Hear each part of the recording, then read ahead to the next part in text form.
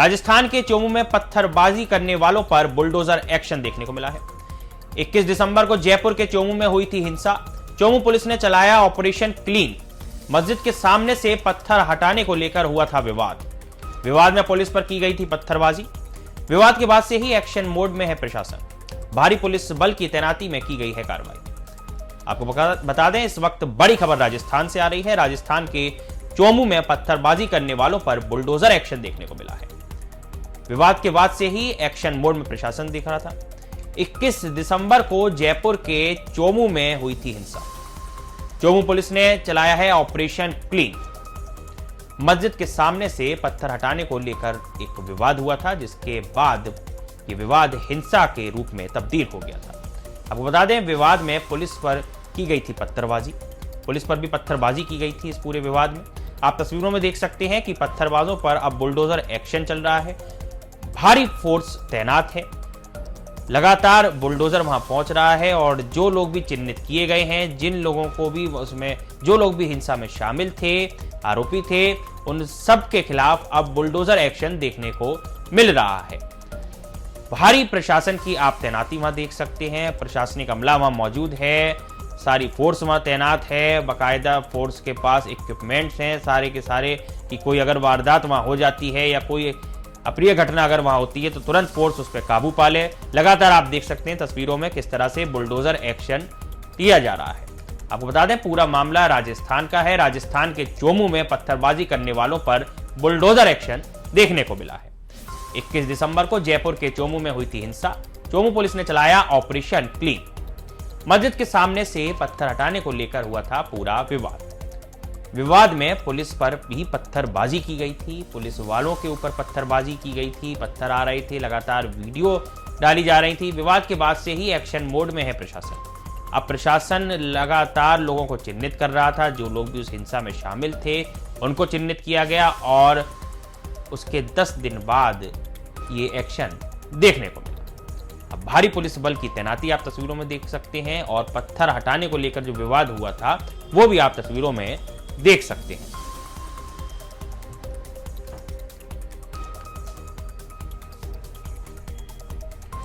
लगातार आप तस्वीरों में देख सकते हैं कि 21 दिसंबर की रात को जो बवाल हुआ है ये वो तस्वीरें हैं और उससे पहले पुलिस बल की तैनाती में जो कार्रवाई की जा रही है वो भी आप देख सकते हैं।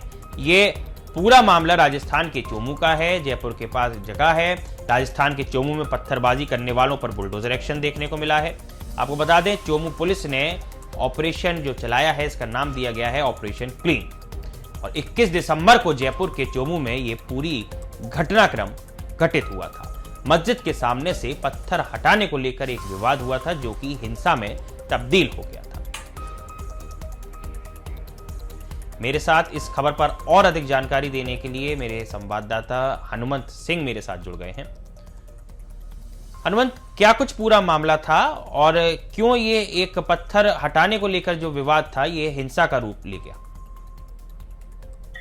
जी बिल्कुल, ये घटना है जो है 25 दिसंबर की घटना है। जयपुर से करीब 35-40 किलोमीटर एक इलाका है चोमू कस्बा, जहां पर एक मस्जिद के बाहर का जो अतिक्रमण था, पत्थर थे कुछ जो कि यातायात में बाधित थे। प्रशासन ने समझाइश करके उसको हटाया। इसके बाद जो है दोबारा से वहां पर एक समुदाय विशेष के लोग वहां पर रेलिंग लगाने का काम शुरू कर देते हैं। इसके बाद पुलिस पहुंचती है। इसके बाद पथराव होता है। पथराव में 6 पुलिसकर्मी घायल होते हैं। उसके बाद प्रशासन सख्त कार्रवाई करता है। कई पत्थरबाजों को गिरफ्तारी होती है और 19 से अधिक पत्थरबाजों को जो है गिरफ्तार भी की पुलिस कर चुकी है। और अब इस मामले में प्रशासन ने जो नगर परिषद और जिला प्रशासन की टीम है, उन्होंने जो पत्थरबाज जो आरोपी थे उनके अवैध अतिक्रमण को लेकर एक नोटिस चस्पा किया था, जिसकी मियाद 31 दिसंबर को पूरी होनी थी। वो पूरी हो चुकी थी और कोई जवाब नहीं मिलने के बाद प्रशासन ने आज सुबह 8 बजे से कार्रवाई शुरू की और करीब 20 से अधिक अतिक्रमण जो घर थे पत्थरबाजों के और बुचड़ खाने हैं उन पर पुलिस ने कार्रवाई की है तो और बुलडोजर चलाए।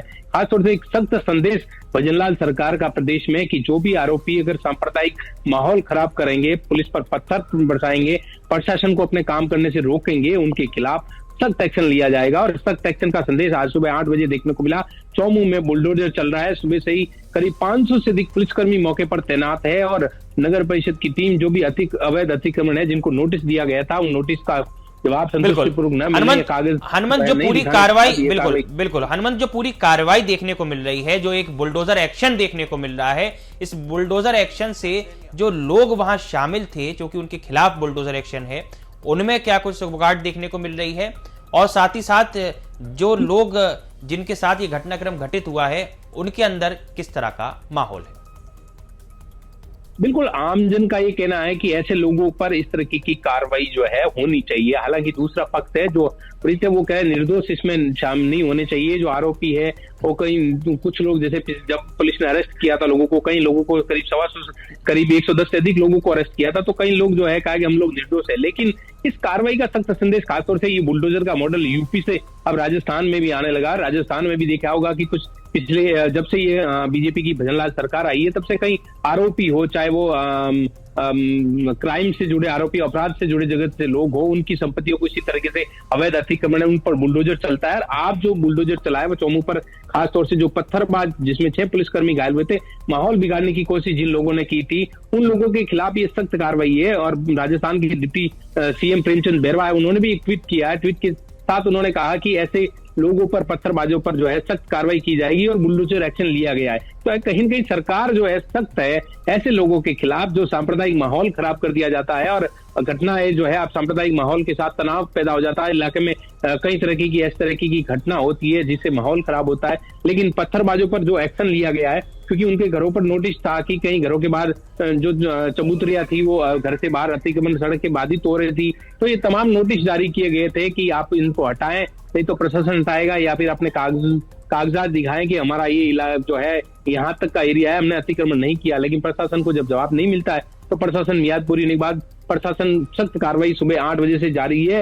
मौके पर भारी पुलिस बल तैनात है, लेकिन इलाके में शांतिपूर्ण पूरी तरीके से माहौल है।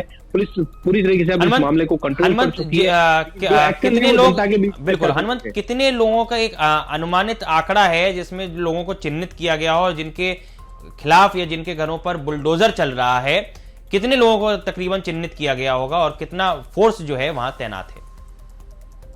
लोग हैं जो चिन्हित किए गए हैं, जो कि अवैध अतिक्रमण है, उनके निर्माण थे, वो अवैध अतिक्रमण की सूची में है, उनके नोटिस चस्पा किए गए थे। 3 दिन की मियाद प्रशासन ने दी थी कि आप इस नोटिस का जवाब दीजिए कि आपने अतिक्रमण क्यों किया है, और अतिक्रमण नहीं है तो इसका हमें कागज दिखाइए। तो उस मियाद 31 दिसंबर को खत्म हो चुकी थी। इसके बाद सरकार के आदेश के बाद प्रशासन ने इस कार्रवाई को सुबह से ही अंजाम दिया। मौके पर पुलिस के आला अधिकारी और जो है जाब्ता वहां पर मौके पर तैनात है कि किसी प्रकार की कोई माहौल खराब ना हो। लेकिन पुलिस पूरी कैसे सख्त है, और मौके पर जो लोग हैं वो स्थानीय लोग हैं, उन्होंने एक अच्छा संदेश, स्थानीय लोगों का कहना है कि ये लोग हैं जो माहौल खराब करते हैं।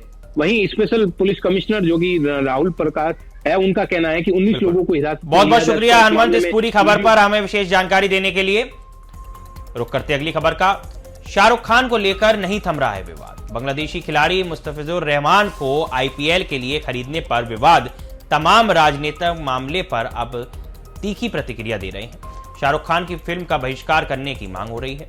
शाहरुख खान पर देश का गद्दार होने का आरोप लग रहा है। शाहरुख खान के समर्थन में आए मौलाना साजिद रशीदी शाहरुख पर आरोपों को नफरत वाला बताया। उन्होंने कहा कि नफरत की राजनीति हो रही है, लोगों को संविधान के हिसाब से चलना चाहिए। ये रशीदी का बयान है। मौलाना साजिद रशीदी ये बात शाहरुख खान के समर्थन में कह रहे हैं। आपको बता दें, शाहरुख खान की टीम केकेआर ने, कोलकाता नाइट राइडर्स ने आईपीएल में टीम का चयन करते समय बांग्लादेशी खिलाड़ी मुस्तफिजुर रहमान को खरीदा था। तकरीबन 9 करोड़ की धनराशि में उनको खरीदा, जिसके बाद से ही पूरे देश में एक माहौल गर्मा गया है। इस माहौल ने इस बहस को भी तवज्जो दे दी है और वरीयता दे दी है कि शाहरुख खान क्यों देश के साथ गद्दारी कर रहे हैं। देशभक्ति की भावना शाहरुख खान के अंदर आखिरकार क्यों नहीं दिख रही। इसी बीच कई नेता, कई दिग्गज नेता, कई धर्मगुरु ये कहते हुए नजर आए कि शाहरुख खान गद्दार हैं। और इसी बीच ये खबर आ रही है कि शाहरुख खान की फिल्मों का बहिष्कार करने की भी इन राजनेताओं ने और धर्मगुरुओं ने अपील की है देश की जनता से। वहीं शाहरुख खान के देश के गद्दार होने का एक तरफ आरोप है शाहरुख खान पर, दूसरी तरफ शाहरुख खान के समर्थन में मौलाना साजिद रशीदी उतर आए हैं। साजिद रशीदी कहते हैं कि शाहरुख पर आरोपों को नफरत के तहत लगाया जा रहा है, नफरत की राजनीति हो रही है, लोगों को संविधान के हिसाब से चलना चाहिए। आपको बता दें, पूरा मामला एक टीम के चयन प्रक्रिया से शुरू होता है। देश का गद्दार बता रहे हैं। देखिए, बांग्लादेश में पिछले कुछ महीनों से जिस प्रकार से हिंदू विरोधी हिंसक अभियान शुरू हुआ है, उससे भारत के हिंदुओं की भावनाएं बहुत हर्ट हुई हैं, आहत हुई हैं। आज इस देश का एक एक व्यक्ति बांग्लादेश का विरोधी हो गया है। सबसे पहले तो बांग्लादेश को भारत विरोधी और हिंदू विरोधी या हिंसक अभियान बंद करना पड़ेगा, और अगर वो बंद नहीं करता है तो भारत सरकार को दखल देनी चाहिए। दूसरी बड़ी बात यह है कि जब पूरा देश बांग्लादेश के खिलाफ आक्रोशित है, गुस्से में है, तो उस गुस्से का निशाना हिंदुस्तान में कोई भी बन सकता है जो बांग्लादेशियों के साथ थोड़ा सा भी करीब है। अगर शाहरुख खान की टीम में कोई बांग्लादेशी है तो इससे पहले कि उन्हें आगे जाकर कोई बड़े ढंग से निशाना न बनाए, शाहरुख खान से निवेदन होगा कि वो बांग्लादेशी को अपनी टीम से निकाल दें। इसमें उनकी भी भलाई है और भारत के हितों की रक्षा भी होगी। देखिए, शाहरुख खान इस लायक है। 10-15 साल पहले मैंने देहरादून में कहा था, ये खान गैंग देश का सबसे बड़े गद्दार है। हिंदुस्तान के हिंदुओं पर आपत्ति आती है तो इनकी आंखें बंद हो जाती है, भांग का गोला खा लेते हैं। बांग्लादेश के अंदर कितनी बेरहमी के साथ, कितनी क्रूरता के साथ हिंदू दीपू चंद्र दास को मौत के घाट उतारा, तो इस खान गैंग ने भांग का गोला खाया। और हिंदुओं को चिढ़ाने के लिए अब ये गेम खेल रहा है। इस खान गैंग का हिंदुस्तानियों, सनातनियों बहिष्कार करो, इनको औकात दिखाओ, इनको खान गैंग को, ये बहुत जरूरी है। देश के अंदर किसी भी चीज का बिना सोचे समझे, बिना संविधान का ज्ञान लिए विरोध करना एक आदत सी बन गई है। जहां मुस्लिम नाम आ जाए, विरोध बहुत आसान हो जाता है। शाहरुख खान मुस्लिम है, जो बांग्लादेश क्रिकेटर उन्होंने खरीदा है वो मुस्लिम है, तो विरोध तो बनता है। क्योंकि यहां जो नफरत है मुसलमान के खिलाफ, वो नफरत एकदम उभर के सामने आ जाती है। वो लोग जो इस्लामोफोबिया दिमाग में लिए बैठे हैं, जो इस्लाम और मुसलमान को ये चाहते हैं कि योगी जी और मोदी जी हिंदुस्तान से मुसलमानों को ही निकाल दें, वो फौरन सड़कों पे आ जाते हैं। अरे भाई, आपको क्या लेना देना? ये क्रिकेट टीम उनकी है, वो किसको इसमें खिलाना चाहते हैं, किसको नहीं खिलाना चाहते हैं। अगर वो संविधान के खिलाफ करेंगे तो कानून देखेगा ना उनको। खबर बहराइच से है, जहां वन विभाग ने केसरगंज इलाके में चल रहे आतंक का अंत करने का बड़ा अभियान चलाया है। लगातार ताबड़तोड़ हमलों और 12 लोगों की जान लेने वाले आदमखोर भेड़िए के खतरे के बीच सर्च ऑपरेशन के दौरान 9वां भेड़िया मार गिराया गया है। पिछले 2 सालों में 22 लोगों की जान ले चुके इन हमलों के बाद विभागीय कार्रवाई तेज हुई है। हमले रोकने में नाकामी के बाद डीएफओ राम सिंह यादव को अटैच कर दिया गया था, जबकि नए डीएफओ सुंदरेशा ने जिले का चार्ज संभालते हुए साफ कहा है कि इलाके में भेड़ियों के खिलाफ सर्च ऑपरेशन लगातार जारी रहेगा।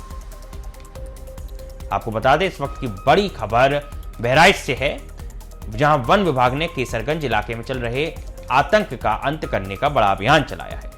लगातार ताबड़तोड़ हमलों और 12 लोगों की जान लेने वाले आदमखोर भेड़िए के खतरे के बीच सर्च ऑपरेशन के दौरान 9वां भेड़िया मार गिराया गया है। पिछले 2 सालों में 22 लोगों की जान ले चुके इस आदमखोर भेड़िए पर विभागीय कार्रवाई तेज हुई है। हमले रोकने में नाकामी के बाद डीएफओ राम सिंह यादव को अटैच कर दिया गया है, जबकि नए डीएफओ सुंदरेशा ने जिले का चार्ज संभालते हुए साफ कहा कि इलाके में भेड़ियों के खिलाफ सर्च ऑपरेशन लगातार जारी रहेगा। हम लोग ने जालीगिरी लगा के थोड़ा सा उसको ऐसे पकड़ने की कोशिश की है और बहुत प्रयास किए। थोड़ा सा उसका आज की द मेल था, वो क्या है, थोड़ा सा आक्रमणकार था। वो आक्रमणकार था, थोड़ा सा क्या है, मतलब है ना, हमला करने के लिए, मतलब है ना, वो थोड़ा सा मूड में था। इस वजह से हम लोगों ने ये निर्णय ली है। सो इसी वजह से हम चाहते हैं थोड़ा सा, मतलब गांव वाले के लिए थोड़ा सा राहत मिला है।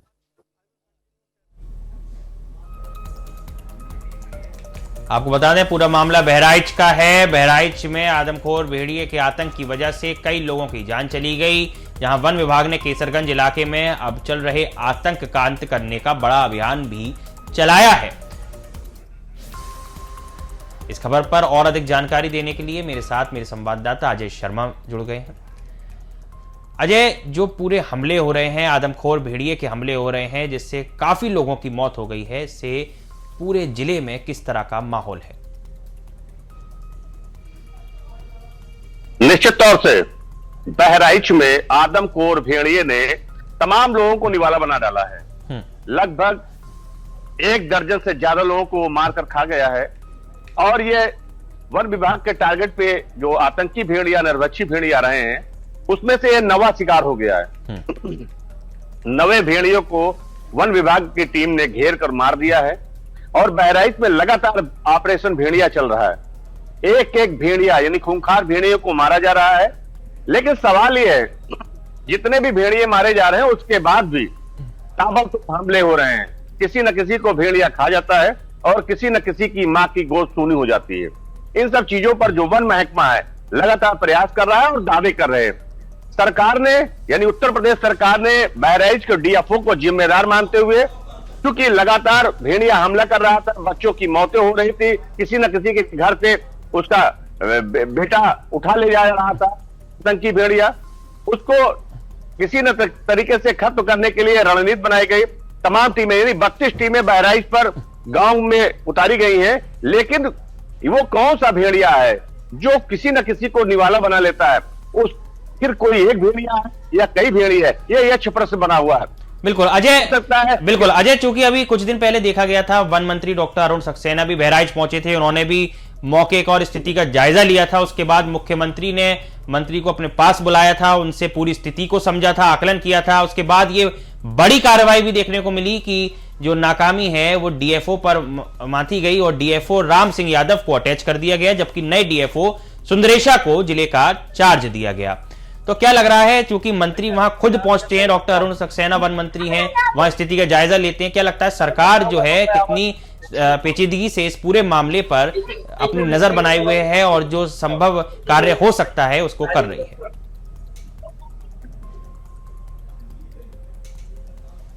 जी अजय। निश्चित तौर से बहराइच में उत्तर प्रदेश की सरकार यानी योगी आदित्यनाथ ने बहराइच में दौरा किया था। वन मंत्री अरुण सक्सेना गए, लेकिन आतंकी भेड़िया नष्ट नहीं हुआ। किसी न किसी को वो शिकार बनाता रहा और लगातार शिकार होने के बाद जब बच्चों की मौतें होने लगी और थमने का नाम नहीं लिया, तो उत्तर प्रदेश सरकार ने मौजूदा डीएफओ राम सिंह यादव को बहराइच से हटाकर लखनऊ संबद्ध कर दिया गया और सिर्फ सुंदरेसा एटा से दूसरे डीएफओ को भेज दिया गया। लेकिन डीएफओ बदलने से आतंकी भेड़िया खत्म नहीं हो जा रहा है। इससे पहले भी अजीत सिंह पूर्व डीएफओ यहां पर तैनात थे, उन्होंने भी रणनीति बनाई, उन्हें भी यहां से हटा दिया गया, दूसरे डीएफओ को हटाया गया, अब तीसरे डीएफओ आए हैं। यानी डीएफओ बदलने से आतंकी भेड़िया नहीं नष्ट हो पा रहा है। इसके लिए कौन सी रणनीति बनाई जा रही है? क्या डीएफओ बदलने से भेड़िया खत्म हो जा रहे हैं यानी आतंकी भेड़िया नष्ट हो रहे हैं? तीसरे डीएफओ ने चार्ज संभाला है और कमान के रूप में 1 तारीख को ही यहां पर एक भेड़िया फिर मार दिया गया, यानी 9 भेड़िए की मौत हो चुकी है। अभी और भेड़िए मारे जाएंगे, लेकिन वो आतंकी भेड़िया कौन है, वो कब खत्म होगा, इस पर संशय बरकरार है। लगातार सरकार कह रही है जिम्मेदार अफसर दौरे कर रहे हैं, लेकिन भय खत्म होने का नाम नहीं ले रहा। जी बिल्कुल, बहुत बहुत शुक्रिया अजय इस पूरी खबर पर हमें अत्यधिक जानकारी देने के लिए। बढ़ते हैं अगली खबर की ओर। मैनपुरी दंपत्ति से लूट और गोलीकांड का 15 घंटे में खुलासा हुआ। मुठभेड़ में एक बदमाश गिरफ्तार हुआ है, वहीं दूसरा फरार है। पुलिस के साथ मुठभेड़ में एक आरोपी के पैर में गोली लगी। सीसीटीवी से बदमाशों की पहचान कर कार्रवाई की गई है। नए साल के पहले ही दिन पुलिस को खुली चुनौती देते हुए दिन दहाड़े दंपत्ति से लूट व गोलीकांड की वारदात को अंजाम देने वाले बदमाशों के खिलाफ मैनपुरी पुलिस ने बड़ी कार्रवाई की है। पुलिस ने महज 15 घंटे के भीतर मुठभेड़ के दौरान एक बदमाश को गिरफ्तार कर लिया है, जबकि उसका एक साथी अंधेरे का फायदा उठाकर फरार हो गया। घटना 1 जनवरी की है, जब मैनपुरी से अपने गांव जा रहे एक दंपत्ति को बाइक सवार बदमाशों ने गोली मारकर घायल कर दिया था। उनके सोने के आभूषण और मोबाइल सहित नकदी लूटकर चोर फरार हो गए थे। घायल दंपत्ति को ग्रामीणों की मदद से जिला चिकित्सालय में भर्ती कराया गया था। इस संबंध में थाना कोतवाली में मुकदमा दर्ज किया गया था। घटना के खुलासे के लिए पुलिस अधीक्षक गणेश प्रसाद के निर्देशन एवं अपर पुलिस अधीक्षक अरुण कुमार के नेतृत्व में कई टीमों का गठन किया गया। पुलिस ने सीसीटीवी कैमरों की मदद से बदमाशों की पहचान कर उनकी तलाश शुरू की। पुलिस के अनुसार वारदात को अंजाम देने के बाद दोनों बदमाश एलाऊ थाना क्षेत्र से गुजरते हुए फरार होने का प्रयास कर रहे थे। शुक्रवार सुबह करीब 4 बजे थाना एलाऊ प्रभारी अवनीश त्यागी गश्त पर थे। तभी एसओजी टीम से सूचना मिली कि लूट में शामिल बदमाश उनके क्षेत्र से गुजर रहे हैं। सूचना मिलते ही पुलिस ने घेराबंदी कर बाइक सवार बदमाशों को रोकने का प्रयास किया, जिस पर बदमाशों ने फायरिंग शुरू कर दी। जवाबी फायरिंग में एक बदमाश के पैर पर गोली लग गई, जिससे वह बाइक सहित गिर पड़ा। इस दौरान उसका एक साथी अंधेरे का फायदा उठाकर मौके से फरार हो गया। घायल बदमाश को पुलिस ने गिरफ्तार कर जिला चिकित्सालय में भर्ती कराया है। अपर पुलिस अधीक्षक अरुण कुमार ने बताया कि मैनपुरी पुलिस ने तत्परता दिखाते हुए 15 घंटे के भीतर घटना का सफल खुलासा किया और आगे की कार्रवाई अब जारी है। देखिए, कल दोपहर में कोतवाली थाना क्षेत्र में एक बाइक पर एक महिला और पुरुष जा रहे थे और उसी में एक बाइक पर 2 व्यक्तियों ने उनको रोककर उनसे कान की बालियां और कुछ पैसे उनसे छीन लिए थे और इसी क्रम में हमने एफआईआर तत्काल दर्ज की थी। उसमें कई टीमें हमारी गठित थी और इसीलिए पूरे जनपद में हाई अलर्ट मोड पे था। और आज अभी रात 3 बजे के आसपास अलाव थाना क्षेत्र में चेकिंग के दौरान एक व्यक्ति बाइक पे आता हुआ दिखा। जब उसको रोकने का प्रयास किया गया तो वो अपनी बाइक से उतरने के बाद पुलिस पर उसने फायर किया। जवाबी कार्रवाई में पुलिस ने अपनी सुरक्षा हेतु उसमें फायर किया और जिससे उसके पैर में गोली लग गई। उसको अभी सफाई हमने अभी उसको हॉस्पिटल भेज दिया है और अभी घटना के पास जो है फॉरेंसिक टीम भी अभी आ गई और इससे जो एक बाइक बरामद हुई है, एक तमंचा इस पर मिला है और 1000 रुपए इससे जो है अभी निकले हैं। इसका जो दूसरा अभी साथी है उसकी हम लोग अभी तलाश कर रहे हैं और आगे जो भी कार्रवाई होगी वो उससे हम लोग आप लोगों को अवगत कराएंगे। बढ़ते अगली खबर की ओर। रायबरेली में पुलिस को बड़ी सफलता हासिल हुई है, जहां पुलिस ने नशे के अवैध कारोबार पर बड़ी कार्रवाई की है। ऊंचाहार पुलिस ने गांजा तस्करी में शामिल आरोपियों को गिरफ्तार किया है। पुलिस ने गिरफ्तार आरोपियों के कब्जे से अवैध गांजा भी बरामद किया है। पुलिस का कहना है कि नशे के खिलाफ यह अभियान आगे भी अब जारी रहेगा।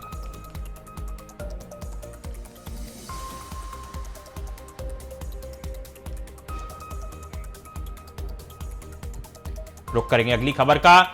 लखनऊ के केजीएमयू में धर्मांतरण का मामला, आरोपी डॉक्टर रमीज के खिलाफ वारंट जारी हो गया है। आपको बता दें, केजीएमयू लखनऊ से जुड़ा मामला है, धर्मांतरण का पूरा मामला है। आरोपी डॉक्टर रमीज के खिलाफ वारंट जारी हुआ है।